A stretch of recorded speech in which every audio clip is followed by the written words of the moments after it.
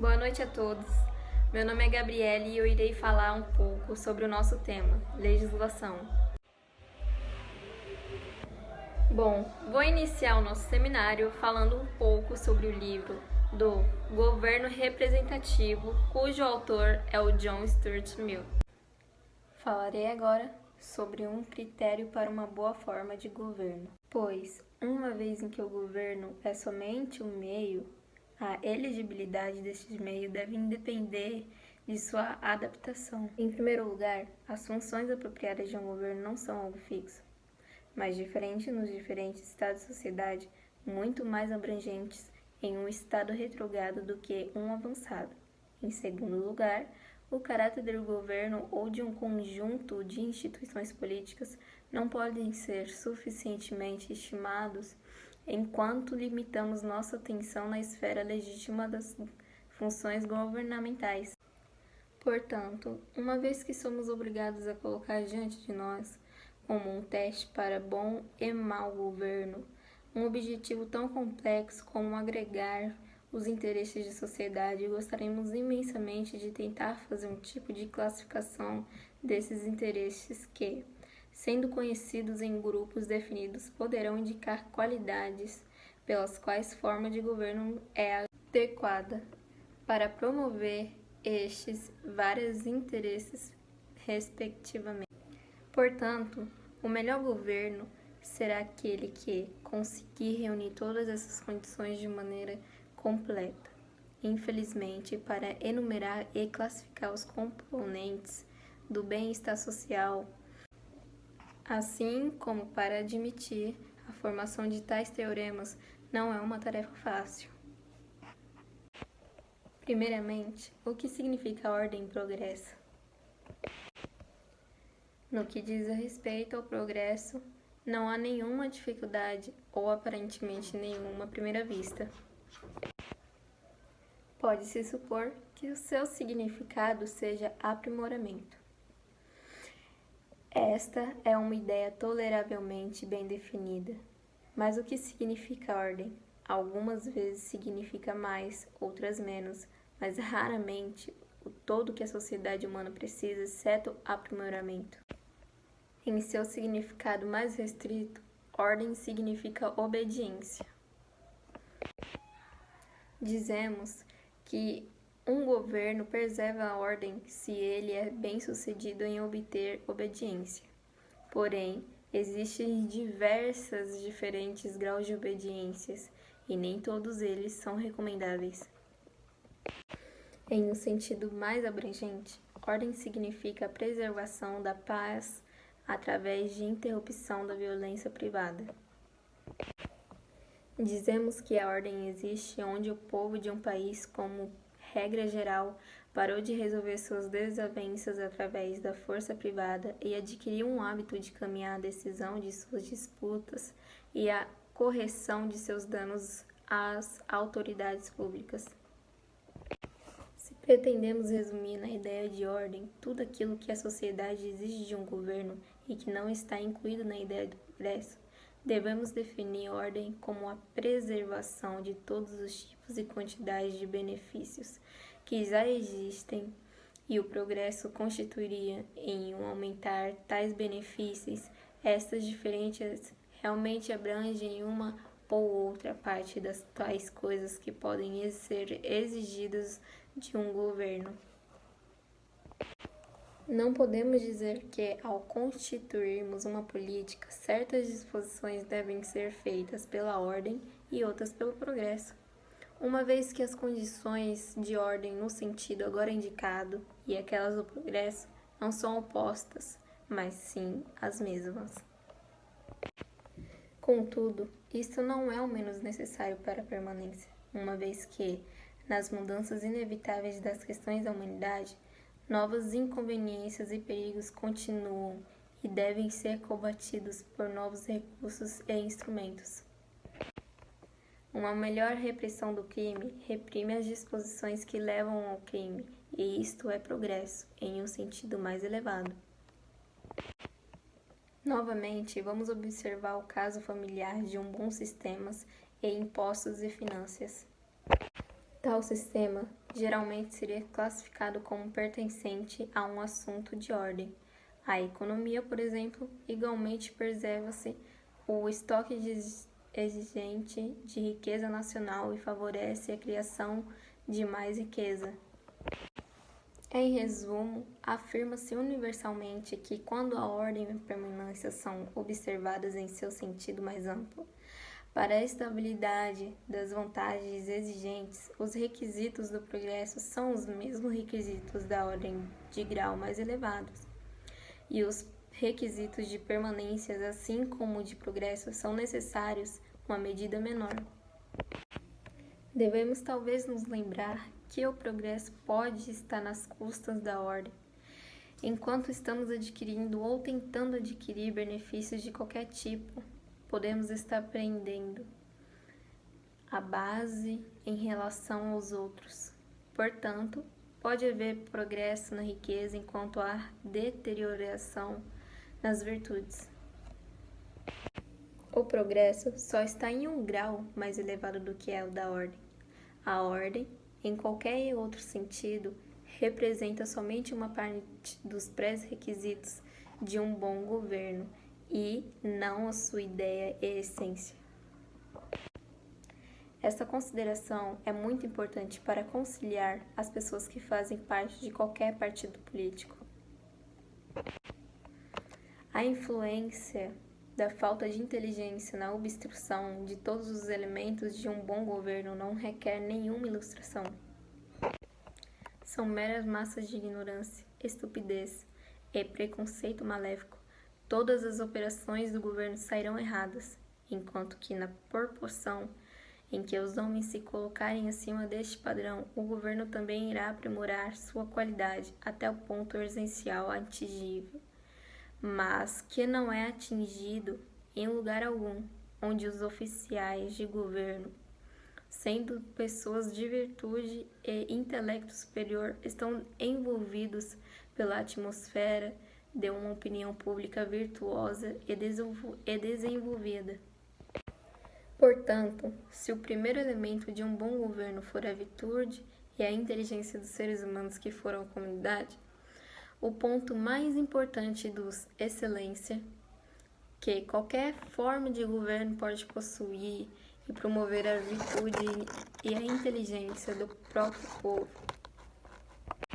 Considerando-se um sistema judiciário, a excelência de administração da justiça está na razão composta da dignidade dos homens que fazem parte dos tribunais e o valor da opinião pública que se controla e sobre eles influi. Quanto maior for a quantidade dessas boas qualidades que as instituições de um país conseguem organizar, melhor será o modo de organização e tanto melhor será o governo. A jurisprudência geral, a legislação civil e penal, a política financeira e comercial são ciências em si, ou melhor dizendo, membros distintos da ciência compreensiva ou da arte de governar. Conclui-se que, para julgar os méritos da forma de governo, deve-se construir um ideal para a forma de governo mais vantajoso, ou seja que, se existissem as condições necessárias para a realização de todas as tendências benefícias, tal governo, mais do que todos os outros, poderia favorecer e promover não somente um único aperfeiçoamento, mas sim todas as suas formas e graus. Ou seja, que essa forma de governo idealmente melhor será encontrada em uma ou outra variação do sistema representativo. Passo agora as minhas palavras para o nosso colega. Ele dará continuidade ao nosso seminário. Uma boa noite a todos. Boa noite, pessoal. Meu nome é Matheus. Eu vou estar falando com vocês aí também um pouquinho do livro do Stuart Mill, O Governo Representativo. Eu não sei se deu para ver direito no vídeo. Em que condições o governo representativo ele vai se tornar inaplicável? O governo representativo ele deixa de ser inteiramente admissível, seja por sua própria incapacidade ou em virtude de capacidade superior de algum outro regime. Em primeiro lugar, o governo representativo, assim como qualquer outro, deve ser inadequado em qualquer caso em que não possa subsistir permanentemente. Ou seja, ele precisa preencher três condições fundamentais. Se ele não preencher essas três condições fundamentais, ele vai se tornar inaplicável. A primeira condição é que o povo esteja disposto a recebê-lo. A segunda condição é que esteja disposto e seja capaz de fazer o que for necessário para preservá-lo. A terceira condição é que esteja disposto e seja capaz de cumprir com os deveres e desempenhar as funções impostas. A disposição do povo em aceitar um governo representativo somente se torna uma questão prática quando um governante esclarecido ou nações estrangeiras que dominem o país estejam dispostas a oferecer vantagens ao povo. Porque quando um povo ele não valoriza a Constituição representativa o suficiente e nem se dedica a ela, é quase impossível de conservá-la. O significado de governo representativo é que o povo inteiro ou uma parte numerosa dele exerce através dos deputados periodicamente elegidos pelo povo o extremo poder controlador que, em qualquer constituição, deve residir em alguma parte. O povo deve possuir o poder extremo por completo. O dever de uma Assembleia Representativa em relação aos assuntos administrativos não não é o de decidi-los pelo próprio voto, mas o de cuidar para que as pessoas que decidem por ele sejam capazes de fazê-lo. O poder legislativo é um trabalho intelectual que precisa ser realizado não somente por pessoas experientes, mas por pessoas treinadas para tal tarefa, através de estudos longos e laboriosos. Mas o governo representativo está sujeito a algumas debilidades e perigos. Podemos citar um defeito negativo que pode ser encontrado em um governo, o de não proporcionar exercício suficiente para as faculdades individuais, morais e ativas do povo. Os males e perigos positivos do governo representativo, assim como de qualquer outra forma de governo, podem ser reduzidos em duas categorias. A primeira categoria é a incapacidade geral. Em segundo lugar, o perigo sobre a influência de interesses que não sejam os mesmos para o bem-estar geral da comunidade.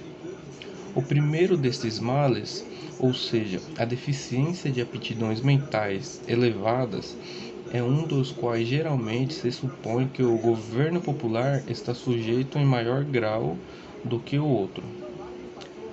A energia de um monarca, a firmeza e a prudência de uma aristocracia contrastam de modo mais favorável e com oscilação e a falta de visão mesmo de uma democracia qualificada. Tais proposições, contudo, não estão de modo algum tão bem fundamentadas como se pode supor à primeira vista. Aí é só para finalizar minha apresentação aí e complementar um pouco mais sobre o poder legislativo. Ele é constituído por senadores, deputados federais, deputados estaduais e vereadores. De modo geral, eles são responsáveis pela elaboração das leis e pela fiscalização dos atos do poder executivo. E é isso aí, pessoal. Eu espero que vocês tenham gostado da minha apresentação e tenham entendido um pouco do que eu quis trazer para vocês. Eu vou estar deixando agora a palavra aí com o meu próximo colega aí que vai estar apresentando. Boa noite, eu sou a Beatriz. Eu irei falar sobre o capítulo 7, 8 e 9, sendo que eles falam sobre a verdadeira e a falsa democracia. O capítulo 8, a extensão do sufrágio. E o capítulo 9, se deveria haver 2 estágios de eleição. O capítulo 7 fala dos perigos inerentes de uma democracia representativa, que eram 2 tipos. O perigo de um grau inferior de inteligência no corpo representativo, e o segundo, que é o perigo da legislação de classes por parte da maioria numérica, todos os mesmos fazendo parte da mesma classe. O modo comum para tal tentativa é limitar os aspectos democráticos da representação através do sufrágio mais ou menos restrito. Uma democracia completamente igualitária e uma nação na qual uma única classe compõe a maioria numérica não pode ser destituída de certos malefícios, mas esses são grandemente agravados pelo fato de que as democracias existentes no mesmo momento não são igualitárias, mas sistematicamente desiguais em favor das classes predominantes. A injustiça e a violação de princípios não são menos evidentes só porque aqueles que sofrem com isso sejam a minoria, pois não haverá sufrágio igualitário onde um único indivíduo não for considerado tanto quanto qualquer outro na comunidade. Mas não é apenas uma minoria que sofre. A democracia dessa forma constituída nem mesmo atinge seus objetivos, que é conceder os poderes de governar em todos os casos à maioria numérica. Ele age de forma muito diferente. Concede tais poderes a uma maioria da maioria que pode ser, em muitas ocasiões, uma minoria de todos. Suponhamos, então, que em um país governado por um sufrágio igualitário e universal, ocorra uma eleição contestada por todos os eleitorados e que todas as eleições sejam realizadas por uma pequena maioria. O parlamento, dessa forma, reunido, representa um pouco mais de uma simples maioria do povo. Tal parlamento adota importantes medidas por uma simples maioria em si mesma. Agora, se perguntarmos, o que garante que tais medidas estejam de acordo com os anseios de uma maioria de um povo? A única resposta possível para esse raciocínio é como opiniões diferentes predominam em diferentes localidades. A opinião em minoria em alguns lugares possui maiorias em outras. Em conjunto, todas as opiniões existentes nos eleitorados obtiveram uma parcela justa de vozes nas representações. Deveria haver 2 estágios de eleições. Em algumas constituições representativas, adotou-se o plano de escolher os membros do corpo representativo através de um processo duplo. Os eleitores primários somente escolherão outros eleitores se estes elegendo um membro do parlamento, dando sufrágio e com ele o poder completo a muitos.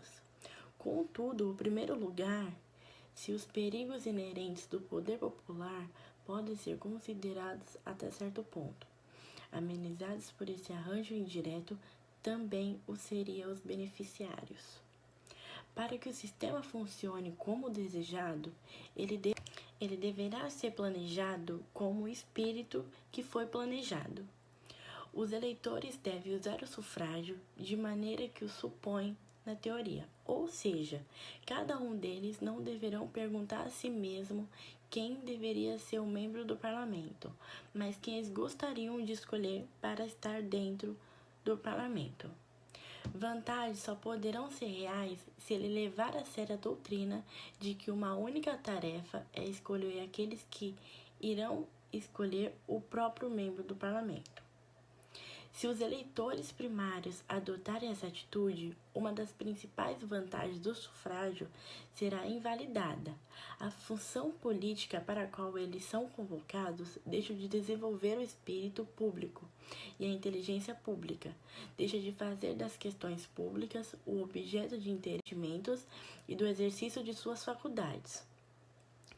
Pois, se os eleitores não têm como interesse no resultado final, como ou porque ele deveria ter algum interesse no processo de conduzir tal resultado.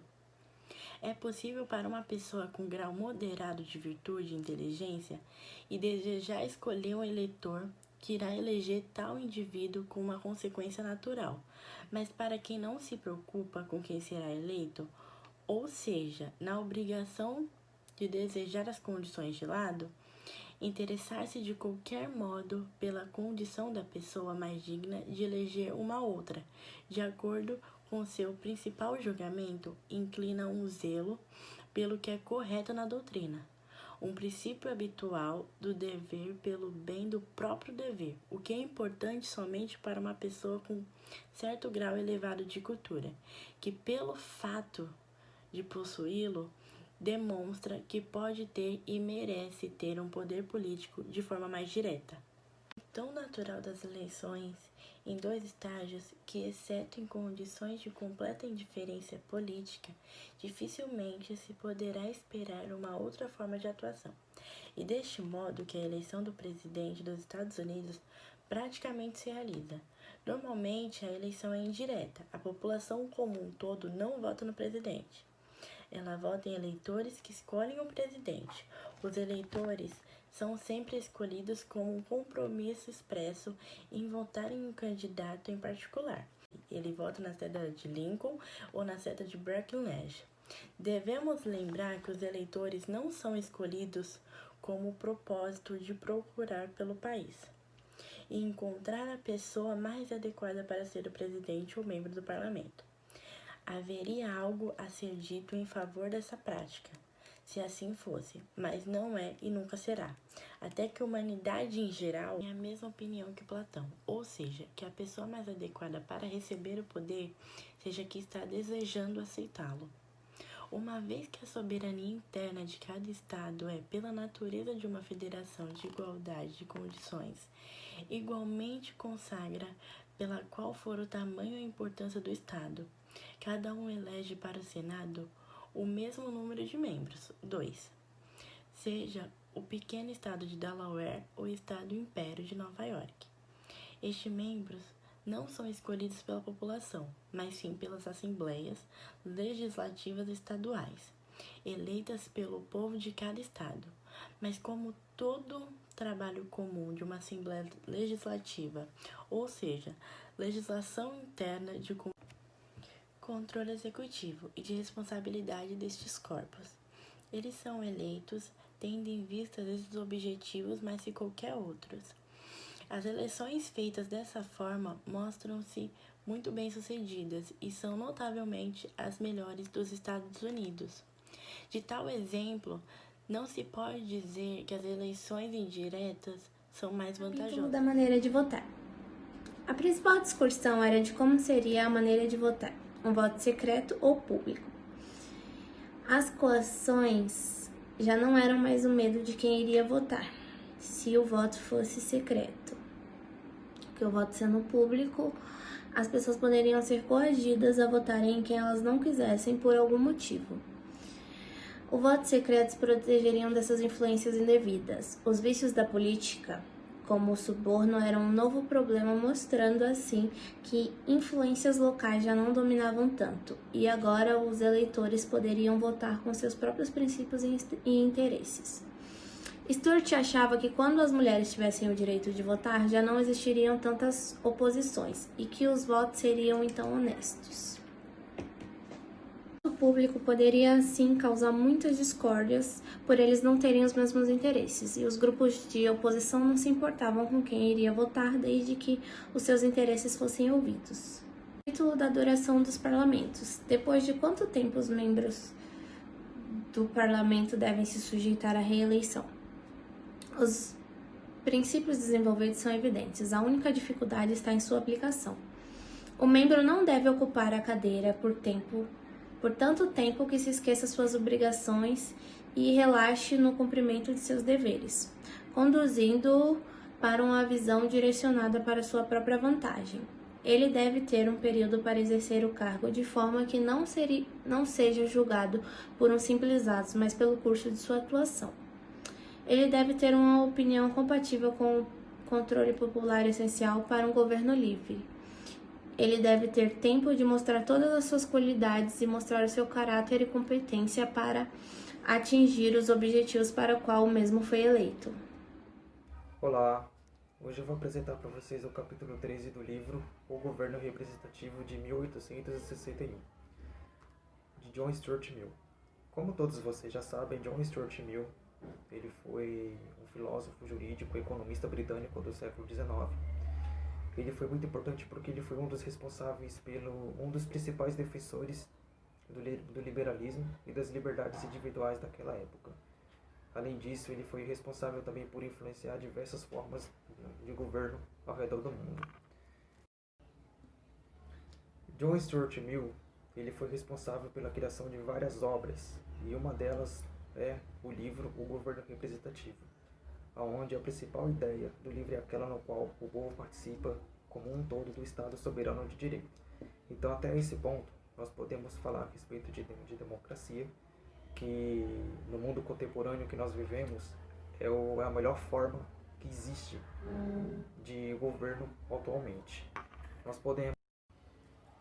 No capítulo 13, ele fala a respeito de um sistema de 2 câmeras atualmente utilizado por muitas nações pelo mundo. Se nós pegarmos como exemplo o Brasil, nós temos o sistema bicameral, e é o regime onde, pelo Poder Legislativo, é exercido por 2 câmaras. Nós temos a Câmara Baixa e a Câmara Alta. No Brasil, é representado pela Câmara dos Deputados e pelo Senado Federal. O Poder Executivo, ele é o poder do Estado, e a principal finalidade desse poder é a atribuição de governar o povo e administrar os interesses da sociedade dentro do Estado soberano de direito. Então,